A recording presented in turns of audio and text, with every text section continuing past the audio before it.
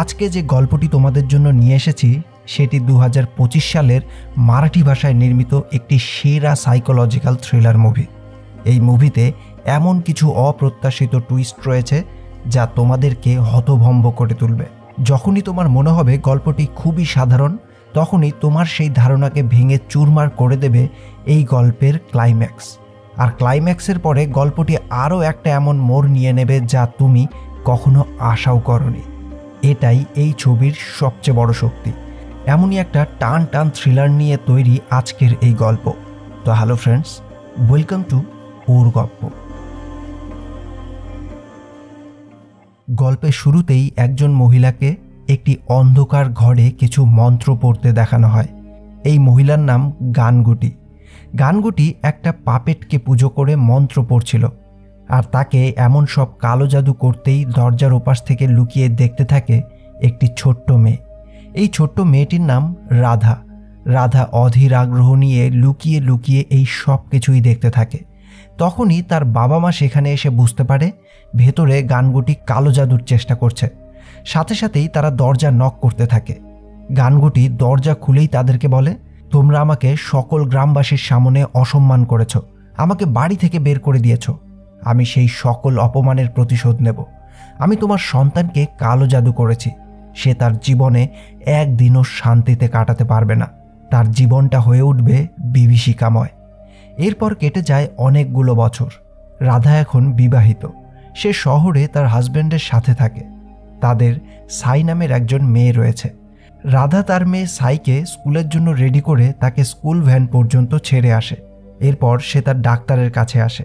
এতেই বোঝা যায় রাধার কন্ডিশন খুব একটা ভালো নয়। রাধাকে তার গ্রামে যেতে হবে, কারণ তার পৈতৃক বাড়ি ভেঙে ফেলে সেখানে হেরিটেজ রিসোর্ট বানানো হবে। এই ব্যাপারে কথা বলতেই সে ডক্টরের সাথে দেখা করতে এসেছে। সে ডক্টর ধনঞ্জয়ের কাছে জানতে চায় তার কি গ্রামে যাওয়া ঠিক হবে। ডাক্তার জানায়, তুমি কি সেখানে যেতে চাও? রাধা বলে, হ্যাঁ, আমার প্রচণ্ড ইচ্ছে হয়। আমি সেখানে বড় হয়েছি, আমার ছোটবেলার সব স্মৃতি জড়িয়ে আছে সেখানে।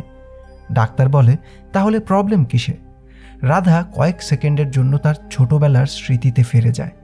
তখন ডাক্তার জানতে চায় সে লাস্ট কবে সেখানে গিয়েছিল। রাধা বলে, বিয়ের আগে। ডাক্তার বলে, এত বছরে তুমি কেবল 5 বার সেখানে গেছো। আমি সব কিছু নোট করে রেখেছি। রাধা বলে, আমার ভয় করে সেখানে যেতে। ডক্টর জানিয়ে দেয় কোনো টেনশনের কিছু নেই। তাছাড়া তার সেখানে যাওয়া খুব দরকার। একবার তার পৈতৃক বাড়িটা ভেঙে ফেলা হলে সেটাকে সে আর কখনো দেখতে পাবে না। তাই সে রাধাকে বলে দেয়, যখন তুমি স্ট্রেস বা অ্যাংজাইটি ফিল করবে তখন ডায়েরি লিখতে শুরু করবে, যেমনটা আগেও করতে। তাহলেই তোমার মাইন্ড শান্ত হয়ে যাবে। ডাক্তার রাধাকে কিছু ওষুধ দিয়ে বলে, যখন অনেক স্ট্রেসে থাকবে তখন সেই ওষুধগুলো খেতে। রাধা তখন একটি ঘটনা মনে করে, যেখানে সে তার হাজব্যান্ড শেখরের সাথে সাইকে নিয়ে গাড়িতে ঘুরতে বের হয়েছিল, আর হঠাৎই একটি ট্রাকের সাথে তাদের গাড়ির সংঘর্ষ হয়।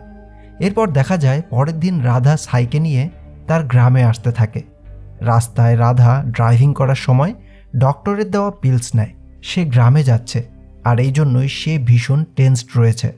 রাধা সাইয়ের সাথে অনেক কথা বলে, কিন্তু দেখা যায় সাই তার সাথে খুব একটা কথা বলছে না। সে শুধু তার কথার উত্তর হ্যাঁ বা নাতেই দিয়ে যাচ্ছিল। রাধা এরপর শেখরকে কল করে। শেখর কাজের জন্য দেশের বাইরে রয়েছে। রাধা শেখরকে জানায় বাড়ি ভেঙে ফেলা হবে, সেই জন্যই তার বাবা সবাইকে শেষবারের মতো সেই বাড়িতে ইনভাইট করেছে। সে শেখরকে এটাও জানায় তার সেখানে যেতে ভয় করছে, যদি তার সাথে সেই সব কিছু আবার ঘটতে থাকে। রাধা এরপর তার বাড়িতে আসে। সে তার কাজিন এবং রিলেটিভদের দেখে দারুণ উৎসাহিত হয়। রাধার বাবা মাও তাকে দেখে অনেক খুশি হয়। তারা জানতে চায় সে কেন তাদের রেগুলার কল করে না। রাধা বলে, আমি বাড়িতে আসতে না আসতেই এত অভিযোগ। এরপর রাধা তার বাবার সাথে গল্প করে। তার বাবা জানায় তার একার পক্ষে এত বড় বাড়ি সামলানো সম্ভব হচ্ছে না, তাই সে বাড়িটা ভেঙে ফেলার ডিসিশন নিয়েছে। আর সে এটাও বলে এই বাড়িটা ভেঙে ফেলার পর সে আর তার মা রাধার সাথেই থাকবে। রাধা জানায়, আমি একা সব কিছু ম্যানেজ করতে পারছি, কিন্তু আমি প্রায়ই স্বপ্ন দেখি তুমি, মা, আমি, শেখর আর সাই আমরা সবাই একসাথে থাকছি। রাধার বাবা একদম চুপ হয়ে তার কথা শুনতে থাকে।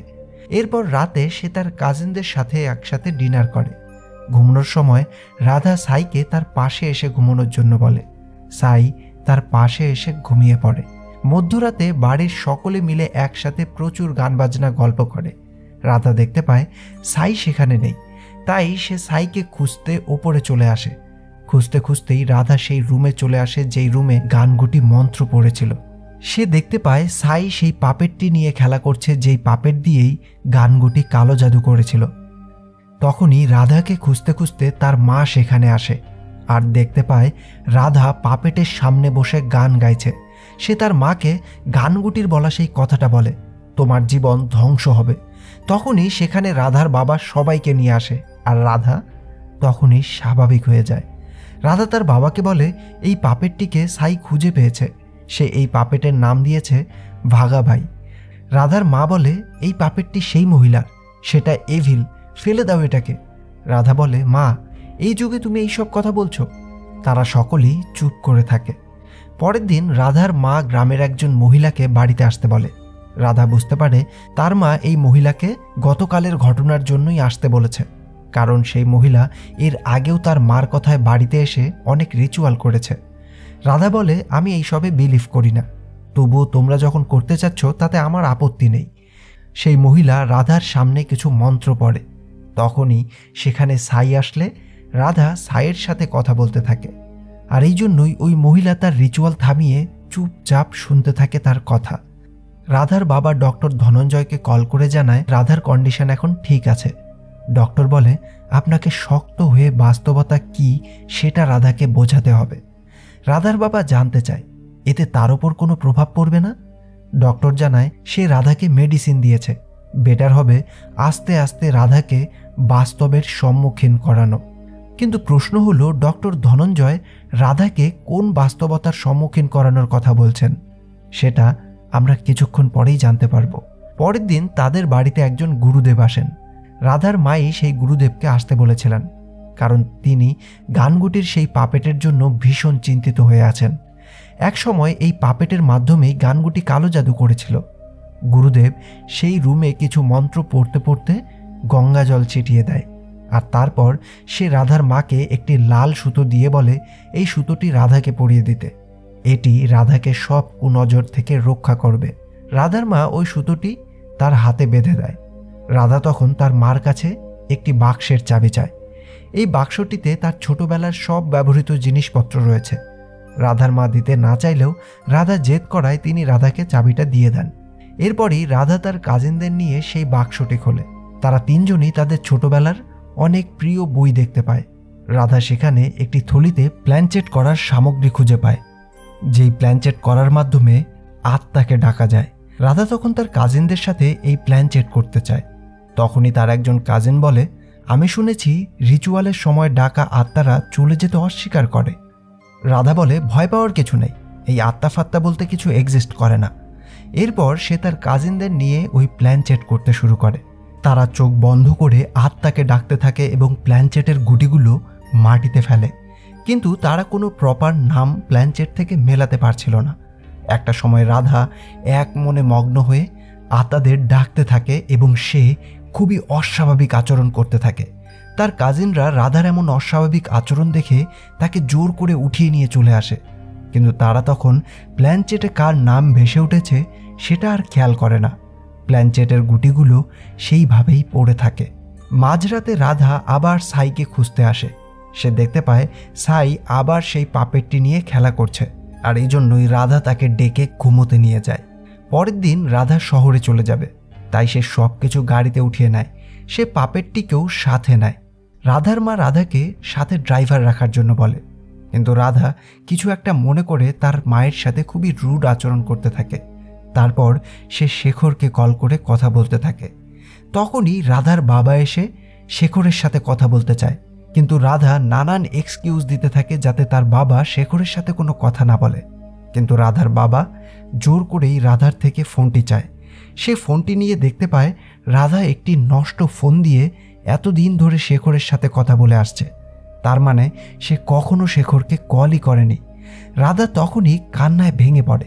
সেদিন ড্রাইভিং করার সময় অ্যাক্সিডেন্টে রাধার তেমন কিছু না হলেও শেখরকে অ্যাম্বুলেন্সে করে হাসপাতালে নিয়ে যাওয়া হয়, অর্থাৎ শেখর সেই দুর্ঘটনায় মারা যায়। রাধা শহরে এসে শেখরের ছবিতে মালা পরিয়ে দেয়। সে শেখরের মৃত্যুকে এখন অ্যাকসেপ্ট করে নিয়েছে। এরপর সে নতুন একজন সাইকিয়াট্রিস্টের কাছে আসে। সে তার গল্প তার নতুন সাইকিয়াট্রিস্ট ডক্টর রেশমি পণ্ডিতকে শোনায়। সব কিছু শোনার পর রেশমি বুঝতে পারে 2 বছর আগে অ্যাক্সিডেন্টে সে তার হাজব্যান্ডের মৃত্যু মেনে নিতে পারেনি, তাই সে শেখরকে সব সময় কল্পনা করেছে। রেশমি জানতে চায় সে কি করতে ভালোবাসে। রাধা জানায় সে ডায়েরি লিখতে ভালোবাসে। রেশমি সাইয়ের ব্যাপারে জানতে চায়, সে তার বাবাকে হারিয়ে কেমন আছে, তার লাইফে কি এটার কোনো এফেক্ট পড়েছে। রাধা বলে, আমি ঠিক জানি না, সে তেমন একটা কথা বলে না, সে তার নিজের দুনিয়াতেই পড়ে থাকে। রেশমি তাকে আশ্বাস দিয়ে বলে সে চাইলে সব কিছুই তার সাথে শেয়ার করতে পারে। রাধা বলে, হ্যাঁ, কিন্তু আমি এখনও সেটা করার জন্য প্রস্তুত নই, আমার একটু সময় চাই। এরপর রাধা সেখান থেকে চলে আসে। রাধা তার একজন কাজিনকে কল করে জানায় সে তার ডক্টর চেঞ্জ করেছে, আর এখন সে যে নতুন সাইকিয়াট্রিস্টকে দেখাচ্ছে সে একজন দারুণ ডক্টর। এরপরেই রাতে রাধা কিছু একটা শব্দ শুনতে পায়, যেন কেউ তাকে ডাকছে। পরের দিন রাধার মা কল করে বলে সে যেন তার বাবাকে একটা কল করে, কারণ সে গতকাল রাতে ভীষণ কান্না করেছে। রাধা এটা শুনে ভেঙে পড়ে। সে গ্রাম থেকে আসার পর কারো সাথেই কন্ট্যাক্ট করেনি। রাধার বাড়ির কাজের লোক জানায় তার পাপেটটি দেখে ভয় হয়, সেটা দেখতে খুবই ভয়ঙ্কর, এটাকে বাইরে ফেলে দেওয়া উচিত। রাধা হেসে বলে এই পাপেটটি দিয়েই সাই খেলা করে। রাতে কাজ করার সময় রাধা আবার সেই আওয়াজ শুনতে পায়। সে এগিয়ে এসে দেখতে পায় সাই পাপেটটিকে নিয়ে মাঝরাতে খেলা করছে, আর এই জন্যই সে খুবই বিরক্ত হয়ে রেগে গিয়ে পাপেটটিকে মাটিতে ফেলে দেয়। পরের দিন রাধা আবার ডক্টর রেশমির সাথে দেখা করতে আসে।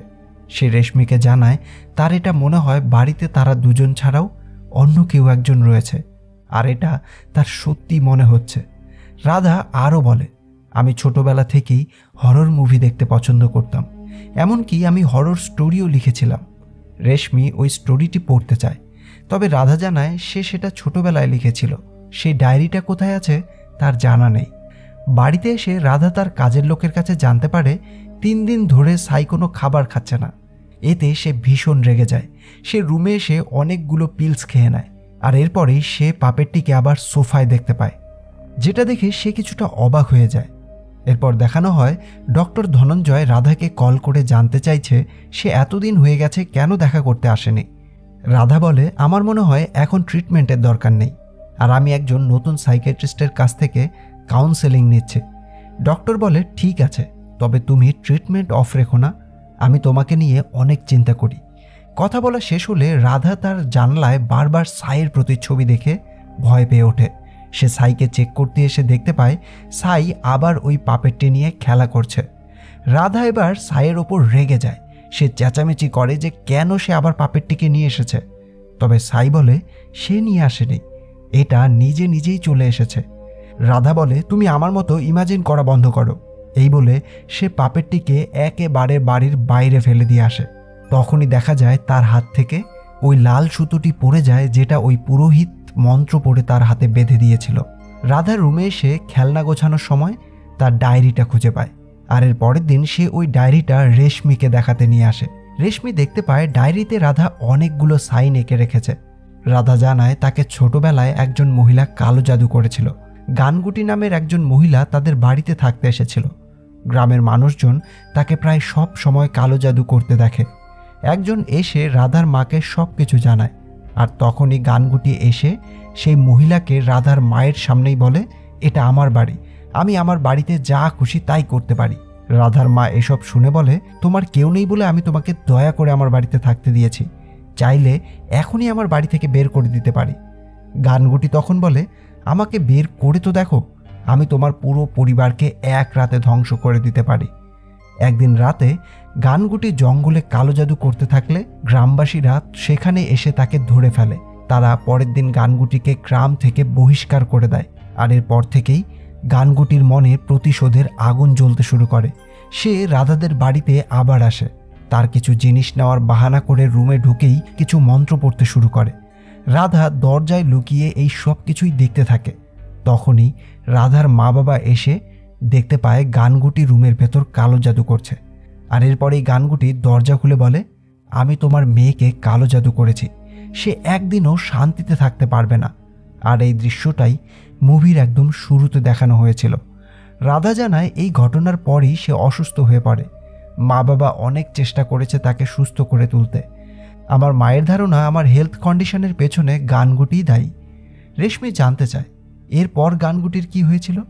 রাধা বলে কিছুদিন পর গ্রামবাসীরা তার বডি নদীতে খুঁজে পেয়েছিল।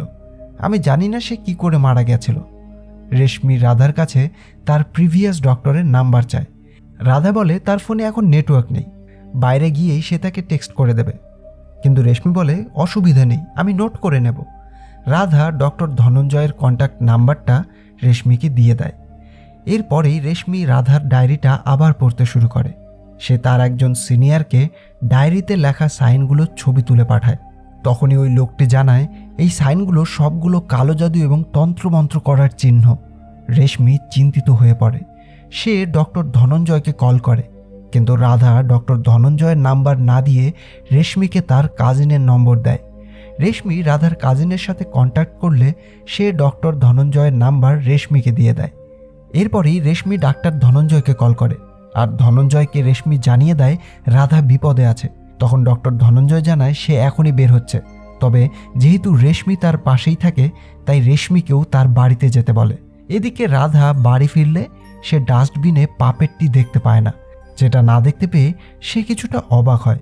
এরপর ভেতরে এসে টিভি দেখতে থাকে। তখনই সে দরজায় কলিং বেলের আওয়াজ শোনে। এগিয়ে এসেই দেখতে পায় তার মৃত হাজব্যান্ড শেখর দরজায় দাঁড়িয়ে আছে। রাধা ভীষণ ঘাবড়ে যায়। সে রুমে এসে নিজেকে বলতে থাকে এটা তার ইমাজিনেশন, কিন্তু শেখর রাধাকে দরজার ওপাশ থেকে বারবার নক করতে থাকে। সে রাধাকে দরজা খুলতে বলছে। রাধা ভয় পেয়ে উপরে এসে দেখতে পায় সাই আবার সেই পাপেটটিকে নিয়ে খেলা করছে। রাধা আবার পাপেটটিকে ফেলে দিতে চায় আর তখনই সে দেখতে পায় পাপেটটি মুভ করছে। সে চিৎকার করে ওঠে, ভয়ে নিচে নেমে আসে, তবে সেখানে শেখরকে দেখে আবার পালাতে থাকে। আর দেখা যায় তার মৃত স্বামী শেখর দরজা ভেঙে ফেলে এই বাড়িতে প্রবেশ করেছে। রাধা শেখরের দিকে প্লেট ছুঁড়ে মারতে থাকে আর এতেই শেখরের মাথা থেকে রক্ত ঝরতে থাকে। আসলে শেখর কখনো মারাই যায়নি। রাধা এমনটা কেন ভেবেছিল তার হাজবেন্ড মারা গেছে তা আমরা কিছুক্ষণের মধ্যেই জানতে পারবো। এরপরই রাধা শেখরকে মেরে সাইকে নিতে ওপরে আসে। সে সাইকে সব জায়গায় খুঁজতে থাকে। তখনই রাধা গানগুটির কথা শুনতে পায়। সে দেখতে পায় সাই গানগুটির সাথে খেলা করছে। এদিকে রেশমি রাধার বাড়িতে আসে। ভেতরে ঢুকতেই শেখর তাকে দেখতে পায়। রেশমি শেখরের পরিচয় জানতে পেয়ে অবাক হয়ে যায়। তখনই গানগুটি রাধাকে বলে এই শেখর তোমার হ্যালুসিনেশন, তাকে এখনই মেরে ফেলো, নয়তো তোমার এই হ্যালুসিনেশন আবার তোমাকে গ্রাস করে ফেলবে। এই কথা শুনেই রাধা শেখরকে মারতে এগিয়ে আসে, তবে এসেই দেখতে পায় রেশমি এখানে এসেছে। সে এটা জানে রেশমি তার হ্যালুসিনেশন নয়, সে তো একজন সত্যিকারের সাইকিয়াট্রিস্ট। তবে গানগুটি বলে না, রেশমিও সত্যি নয়, সেও তোমার হ্যালুসিনেশন, তোমাকে তাকেও মেরে ফেলতে হবে। রাধা তাদের দুজনকেই মারতে এগিয়ে আসে। শেখর আর রেশমি দুজনেই তাকে শান্ত হতে বলে, কিন্তু রাধা কোনোভাবেই শান্ত হয় না। সে একদম ঠিক করেই নিয়েছে যে সে রেশমিকে মারবেই। শেখর বাধা দিতে গিয়ে আহত হয়ে পড়ে আর এরপর রাধা রেশমিকে ধাক্কা দিয়ে সিঁড়ি থেকে ফেলে দেয়। রেশমি নিজেকে বাঁচাতে পালানোর চেষ্টা করে, কিন্তু রাধা রেশমিকে মারতে শুরু করে। শেখর এসে আবার রাধাকে বোঝানোর চেষ্টা করে, কিন্তু রাধা কিছুতেই বুঝতে চাইছিল না কোনটা সত্যি আর কোনটা হ্যালুসিনেশন। সে কিচ্ছু ঠিক করতে পারছে না। সে রেশমিকে প্রহার করতেই যাবে, তবে তখনই সেখানে এসে পৌঁছায় ডক্টর ধনঞ্জয়। সে রাধাকে তৎক্ষণাৎ ইঞ্জেকশন দিয়ে সেন্সলেস করে দেয়। আর রাধা তখন আবার সেই অ্যাক্সিডেন্টের ঘটনা মনে করে। সে দেখতে পায় ওই অ্যাক্সিডেন্টে তার হাজব্যান্ড নয়, অ্যাম্বুলেন্সে করে নিয়ে যাওয়া হয়েছিল তার মেয়ের মৃতদেহকে। তার মেয়ে সাইকে হারিয়েছে সে ওই অ্যাক্সিডেন্টে। এরপর রাধাকে হাসপাতালে অ্যাডমিট করানো হয়, তার ট্রিটমেন্ট চলে। রেশমি এক এক করে সবার কাছে জানতে চায় রাধা তাকে যে গল্প শুনিয়েছে সেগুলো কি সবই তার কল্পনা ছিল। ডক্টর ধনঞ্জয় জানায় রাধা ছোটবেলা থেকেই অন্যরকম ছিল। তার ইমাজিন করার ক্ষমতা অন্যদের তুলনায় অনেক বেশি তীক্ষ্ণ ছিল। সে মিথ্যে গল্পগুলোকে সত্যি বলে কল্পনা করে বিশ্বাস করতে শুরু করে। গানগুটির করা সেই কালো জাদু রাধার উপর অনেক বেশি প্রভাব ফেলে দেয়। আর এরপর গানগুটি চলে যাওয়ার পর রাধার জীবনে তার প্রভাবটাও অনেক বেশি পড়ে। তবে গানগুটির অবদান রাধার জীবনে একজন নিমিত্ত মাত্র ছিল। এইসব ব্ল্যাক ম্যাজিক, তন্ত্রমন্ত্র, এই সব কিছুই কুসংস্কার। রাধার মা সেই সব কিছুকে মানলেও রাধার বাবা আমাকে সম্মান করেছিল, আমার উপর ভরসা করেছিল। তাই আমরা খুব তাড়াতাড়ি সায়েন্টিফিক্যালি রাধার চিকিৎসা শুরু করি। রাধা অনেকটাই সুস্থ হয়ে গেছিল। রাধার মা অবশ্য সায়েন্সে বিশ্বাস করেন না। তিনি মনে করেন রাধা সুস্থ হয়েছিল কেবল কিছু ধার্মিক রিচুয়ালের জন্য। এদিকে রাধার মা জানায়, ডক্টর ধনঞ্জয় আমাদের বিশ্বাসকে কুসংস্কার মনে করে। আমি রাধার ছোটবেলার সব কিছুর সাক্ষী ছিলাম। গানগুটির কালো জাদু করার পর রাধা অদ্ভুত বিহেভ করতে শুরু করে। সে অসুস্থ হয়ে পড়ে। আমরা তাকে সব ধরনের চিকিৎসা করিয়েছি, তবে বাড়িতে হোলি ফায়ার রিচুয়াল করার পর রাধা অনেকটা সুস্থ হয়ে ওঠে। এদিকে রাধার বাবা জানায়, শেখর রাধাকে ফুল সাপোর্ট দিয়েছিল, কিন্তু রাধা তার ট্রমা থেকে কখনো রিকভার করেনি। অ্যাক্সিডেন্টের পরই শেখরকে কাজের জন্য বিদেশে যেতে হয়।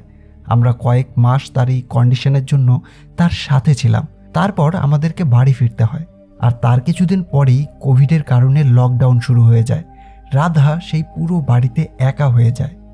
অন্যদিকে শেখর জানায় তাদের লাভ ম্যারেজ হয়েছিল। রাধা আমাকে তার অতীতের সব কিছু শেয়ার করেছিল। আমি সব জেনেই তাকে বিয়ে করেছিলাম, কিন্তু অ্যাক্সিডেন্ট হওয়ার পর রাধা আবার তার অতীত জীবনে ফিরে যায়। তখন রেশমি বলে, এটাই স্বাভাবিক নয় কি? সে তার একমাত্র মেয়েকে এই অ্যাক্সিডেন্টে হারিয়েছে। আর শেখর তখন বলে, কোন মেয়ের কথা বলছেন আপনি? আমাদের কখনো কোনো মেয়েই ছিল না। অ্যাক্সিডেন্টের সময় রাধা 3 মাসের প্রেগনেন্ট ছিল। তার তখন মিসক্যারেজ হয় এবং আমরা আমাদের বাচ্চাকে হারিয়ে ফেলি। রাধা আমাদের প্রতিবেশীর মেয়ে সাইকে নিয়ে অবসেসড হয়ে পড়ে। সাইকে সে কল্পনা করতে শুরু করে। আমার সাথে, তার বাবা মার সাথে সাইয়ের ব্যাপারে গল্প করতে শুরু করে। শুরুতে আমরা তাকে বোঝানোর চেষ্টা করলেও এতে তার মানসিক স্ট্রেস আরও বেড়ে যেত। সে মিসক্যারেজের জন্য আমাকেই দায়ী করতে থাকে।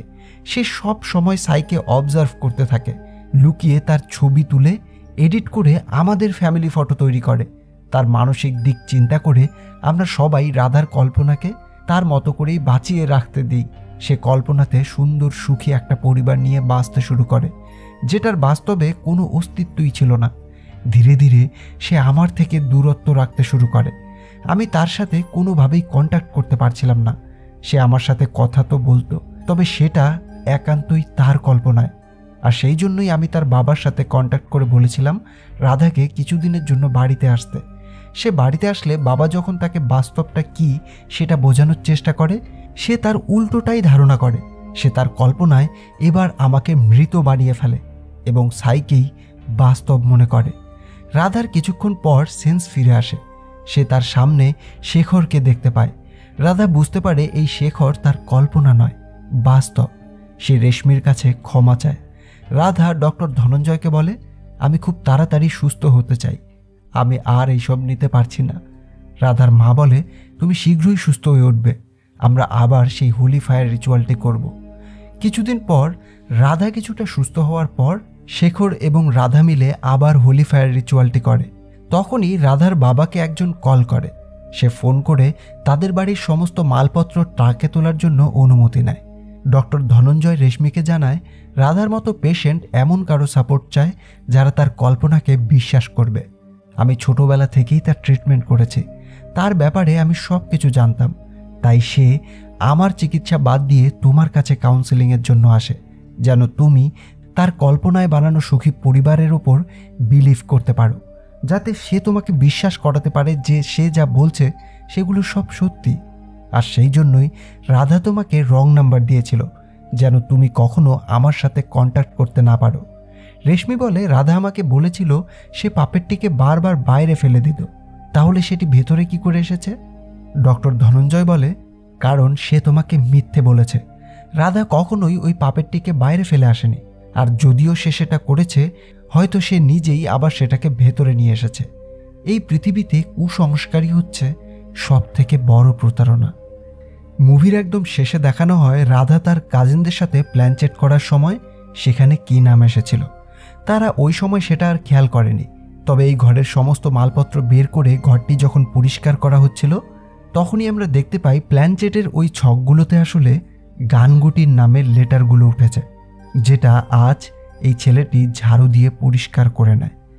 তবে কি সত্যি সেদিন প্ল্যানচেট করার সময় তারা গানগুটির আত্মাকে ডেকেছিল? আর যদি সত্যি এসে থাকে, তাহলে প্ল্যানচেট করার পর সে কি সত্যিই ফিরে যেতে অস্বীকার করেছে? তোমাদের কি মনে হয়? তোমাদের রাধার মায়ের থিওরিটা ভালো লেগেছে নাকি ডক্টর ধনঞ্জয়ের বলা সায়েন্টিফিক্যালি এক্সপ্লেন করাটা ভালো লেগেছে? কমেন্টে অবশ্যই জানিও। দেখা হবে পরের গল্পে। Till then, keep loving. By.